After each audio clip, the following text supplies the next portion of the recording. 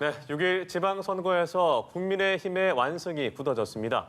국민의힘은 17개 시도 광역단체장 선거에서 두 자릿수 이상을 확보하면서 압승을 거뒀습니다. 네, 보도국 연결해서 자세한 상황 알아보겠습니다. 윤솔 기자. 네, 현재 시각 전체 개표율이 99%를 넘긴 가운데 국민의힘이 17개 광역단체장 가운데 12곳에서 승리했습니다.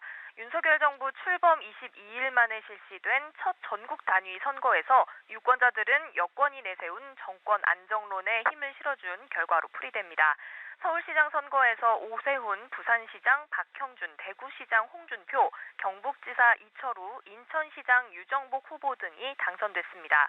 서울시장의 경우 국민의힘 오세훈 후보, 민주당 송영길 후보를 큰 표 차로 따돌리고 당선을 굳혔습니다. 역시 접전 지역으로 조사된 대전, 세종에서도 국민의힘 후보들이 우위를 차지했습니다. 다만 경기도지사 선거는 초접전 끝에 김동연 후보가 극적으로 승리했습니다. 김 후보는 새벽 5시쯤 계속 밀리던 판세를 뒤엎고 0.1%포인트 득표율 차이로 역전했습니다. 민주당은 광주시장과 전북지사, 전남지사, 제주지사 등 모두 5곳의 광역단체장 선거에서 이기는 데 그쳤습니다.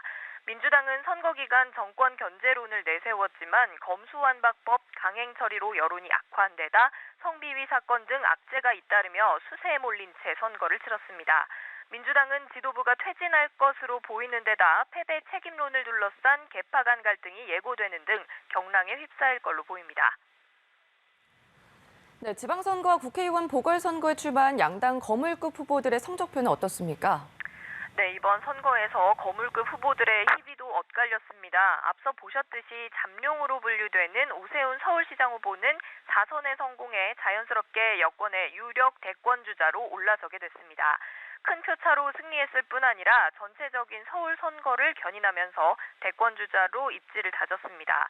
시정활동을 바탕으로 대권 가도에 나설 거란 관측이 나옵니다. 국회의원 보선, 분당갑에 출마한 안철수 후보도 큰 표차로 당선됐습니다. 안 후보는 선거 기간에도 여론조사에서 민주당 김병관 후보를 여유롭게 앞서며 적극적으로 다른 국민의힘 후보들의 지원 유세를 벌여 당내 입지를 넓혔습니다. 세 번째로 금배지를 달게 된 안철수 후보는 이번 선거 승리를 발판으로 국민의힘에서 차기 대권 도전에 나설 걸로 보입니다.